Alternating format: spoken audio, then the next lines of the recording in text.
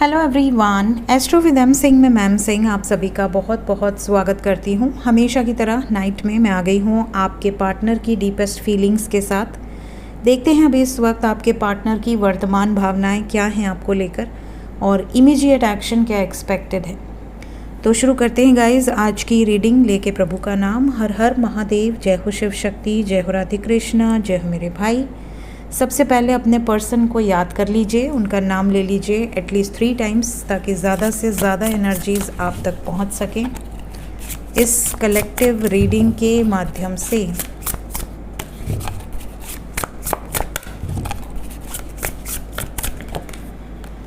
Please बताएं angels, deepest feelings अभी इस वक्त मेरे व्यूवर्स को लेकर उनके पर्सन की क्या है। We have king of cups,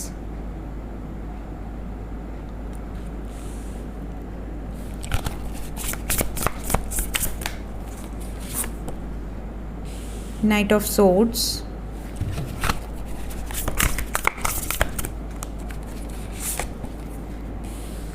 Ten of Wands,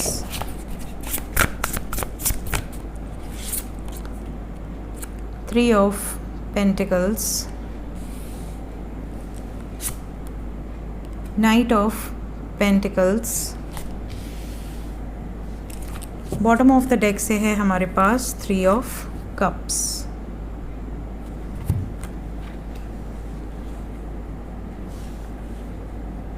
तो यहाँ पे earth sign, water sign, fire sign and air sign सभी साइन मौजूद है। क्लैरिफाई कर लेते हैं ईच एंड एवरी कार्ड को ताकि और ज़्यादा क्लैरिटी मिले।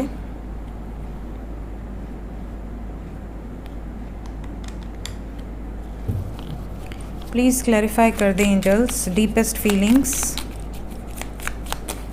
किंग ऑफ कप्स को क्लैरिफाई कर दें। किंग ऑफ कप्स को क्लैरिफाई किया है three of wands, wheel of fortune and 9 of cups. और 10 ऑफ वॉन्ड्स को क्लैरिफाई कर दें। 10 ऑफ वॉन्ड्स को क्लैरिफाई किया है 10 of pentacles and 8 of pentacles. Bottom of the deck से है द फूल। और कोई कार्ड तो मुझे क्लैरिफाई करने लायक नहीं लग रहा। चलिए हम सेलिब्रेशन को क्लैरिफाई कर लेते हैं। सेलिब्रेशन को भी क्लैरिफाई कर दें। सेलिब्रेशन को हेरोफेंट ने क्लैरिफाई किया है। कोई ऐसी खुशी जो कि शादी से रिलेटेड है। Very good.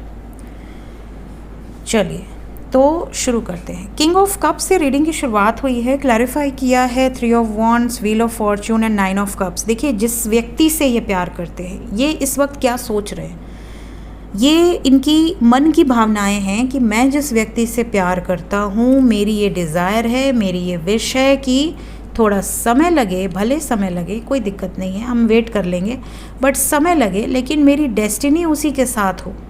मैं उसके अलावा किसी और के साथ अपनी डेस्टिनी को देखता ही नहीं या देखती ही नहीं। ये इनकी वर्तमान भावनाएं हैं। दूसरा, ये जल्दबाजी में कोई गलत डिसीजन नहीं ले सकते। ये वेट करेंगे, ये पेशेंटली वेट करेंगे। हालांकि इनके ऊपर बहुत बर्डन है, बहुत ज़्यादा प्रेशर है, चाहे वो फैमिली का प्रेशर हो, चाहे फाइनेंशियल प्रेशर हो, बट ये इस वक्त पेशेंटली वेट करने के बारे में सोच रहे हैं। ये वर्कआउट करने के बारे में सोच रहे हैं कि जो कुछ भी चल रहा है इस वक्त उस पर मैं चुपचाप काम करूं। जब सही वक्त आएगा तब मैं केयर फ्री होकर वो डिसीजन लूँगा या लूँगी जो मुझे लेना है। यहाँ पर ये कंप्लीशन की एनर्जी है। ये आपके साथ कंप्लीट फील करते हैं और आपके लिए किसी भी हद तक जाकर एक्शन ले सकते हैं, बट फिर भी ये पेशेंटली हैंडल कर रहे हैं इस सिचुएशन को। इन्हें ऐसा लगता है कि कोई भी चीज़ स्ट्रैटेजी के साथ करने में जो रिज़ल्ट आएगा वो इमेच्योर डिसीजन लेने से ख़राब हो सकता है। हालांकि सेलिब्रेशन को हेरोफेंट ने क्लैरिफाई किया है। इसका मतलब कहीं ना कहीं इन्हें ये रियलाइजेशन है कि ये सक्सेसफुल होंगे, शादी की गुड न्यूज़ आप तक पहुंचेगी और इन्हें वो गुड न्यूज़ देने के लिए अभी से एक्साइटमेंट हो रही है। ऐसा जैसे कि इन्होंने बात बात में आपको इंट्रोड्यूस कर दिया अपनी फैमिली में कि मेरी एक दोस्त है, सपोज़ कि ये मेल हैं और आप फीमेल हैं, तो ये आपके बारे में घर में बात करें कि मेरी एक दोस्त है जो मेरा बहुत ख्याल रखती है, या मेरी एक दोस्त है जो बहुत अच्छी है, बहुत प्यारी है, मैं कभी आपको मिलवाऊंगा उससे। या अगर आप मेल हैं और वो फीमेल हैं तो वो आपको इंट्रोड्यूस करे कि हाँ मेरा एक लड़का दोस्त है जो मेरा बहुत ख्याल रखता है, या बहुत केयरिंग है, बहुत प्रोटेक्टिव है, बहुत रिस्पेक्ट करता है। तो आपकी एक इमेज क्रिएट करना कि मतलब कल को अगर ये बोला जाए कि मैं इसको प्रेफर करूँगा, अननोन्स के साथ आगे बढ़ने से अच्छा है कि मैं किसी नोन के साथ आगे बढ़ूँ, तो शायद फैमिली कह दे कि अच्छा ठीक है मिलवाओ, है ना। ये ना हो कि मतलब बिल्कुल ही अननोन के साथ मुझे आगे बढ़ने को कह रहे हैं। एक बार पेरेंट्स भी सोचते हैं कि हम क्यों अननोन के साथ अपने बच्चे को भेजें, क्यों ना हम नोन के साथ अपने बच्चे को आगे बढ़ने दें। ये चीज़ें होती है। तो कहीं ना कहीं ये जो कुछ भी प्लान कर रहे हैं ना, ये बहुत सोच समझ कर प्लान कर रहे हैं, and they are feeling happiness in this. ये स्ट्रैटेजी भी बना रहे हैं तो ये खुश हो रहे हैं, ये आपके बारे में सोच भी रहे हैं तो ये खुश हो रहे हैं, ये फ्यूचर का प्लान भी कर रहे हैं तो खुश हो रहे हैं। हालांकि यहाँ पे ऐसा लग रहा है कि कुछ लोगों के पार्टनर ये गुड न्यूज़ बहुत जल्दी देंगे आपको, कुछ लोगों के पार्टनर समय ले सकते हैं, पेशेंस रखना पड़ेगा। देखते हैं एक्शन क्या एक्सपेक्टेड है। मतलब इस टाइम पे जो थॉट्स क्रिएट हो रहे हैं काफ़ी पॉजिटिव हैं।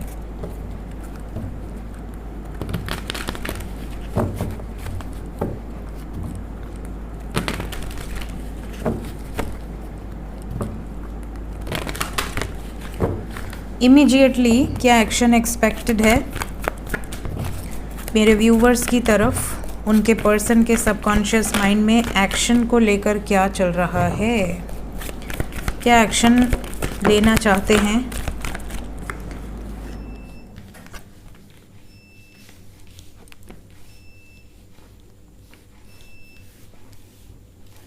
बॉटम ऑफ द डेक से है spiritual union. Suffering in silence क्यों आया है नेक्स्ट एक्शन में,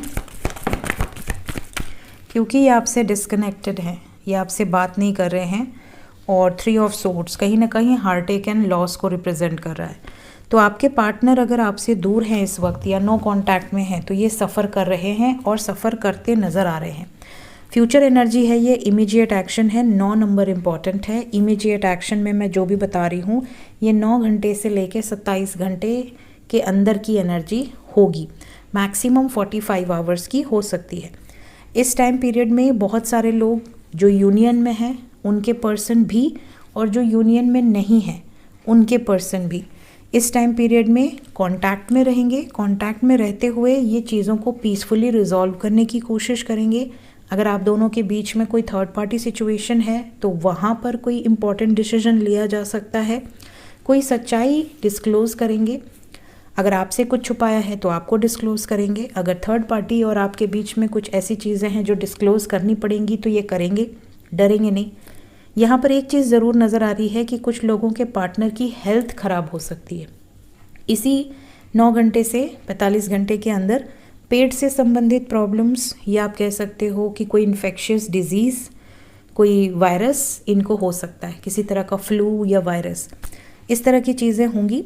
लेकिन इतना ज़रूर नज़र आ रहा है कि ये आपको लेकर काफ़ी श्योर है, आपको लेकर बहुत ज़्यादा, कहते हैं ना कि एक दूरी बर्दाश्त ना कर पाना, इस तरह की सिचुएशन है। तो बहुत सारे लोगों का यूनियन नज़र आ रहा है।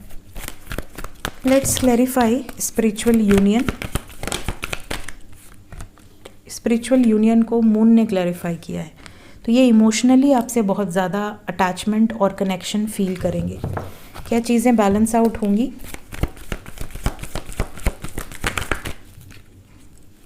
बिल्कुल होंगी।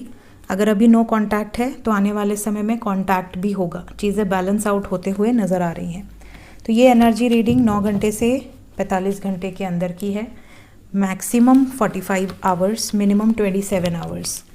और इस टाइम पीरियड में बहुत सारे व्यूअर्स ऐसे हैं जिनके पार्टनर अगर आपसे दूर हैं तो इन्हें पछतावा होगा, रियलाइजेशन होगा, तो आके सॉरी भी बोल सकते हैं, अपॉलॉजी भी दे सकते हैं। देखते हैं इस टाइम एंजल्स की तरफ से गाइडेड मैसेज क्या है आपके लिए।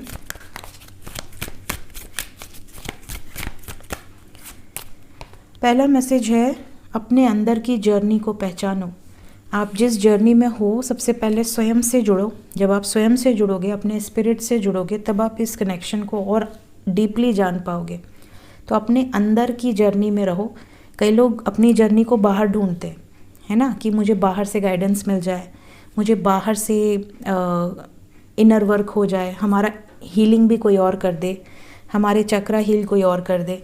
काफ़ी लोगों के ऐसे मैसेजेस भी आते हैं कि मैम आप मेरा और मेरे पार्टनर का चक्रा हील कर दीजिए। पता नहीं कहाँ से सुन के आते हैं, कौन उनको ये ज्ञान दे रहा है। चक्रा हीलिंग खुद से होती है। आपने कभी सुना है कि कोई तपस्या करवा रहा है किसी और से? नहीं होता ऐसा। हीलिंग खुद से होती है। अपने आप वुंड्स को खुद हील करते हो, है ना। या फिर ऐसे हीलर्स जो डिवाइन सीड्स हैं, वो एक साथ हज़ारों लोगों को हील कर सकते हैं। वो पावरफुल लोग धरती पे बहुत गिने चुने हैं, हर किसी के अंदर वो पावर नहीं है। तो ऐसे किसी को भी, आपको अगर लगता है कि आप किसी जर्नी में हैं और आप इनर वर्क के नाम पर या हीलिंग के नाम पर आप किसी को पैसे दे देंगे और वो सारी चीज़ें हील कर देगा, तो ये गलत है। जब आप किसी को हीलिंग के नाम पे पैसे देते हैं तो वो आपको ना गारंटी देगा ना वारंटी देगा, पैसे लेगा, बाद में रिवर्ट भी नहीं करेगा। ऐसे बहुत केसेस आते हैं मेरे पास। तो ये सारी चीज़ों से दूर रहिए, अपने अंदर की जर्नी को पहचानिए, अपने आप से जुड़िए, मेडिटेशन कीजिए। बिना मेहनत के, बिना तपस्या के आप भगवान को नहीं पा सकते, और ये सत्य है। लाइट भी आ गई।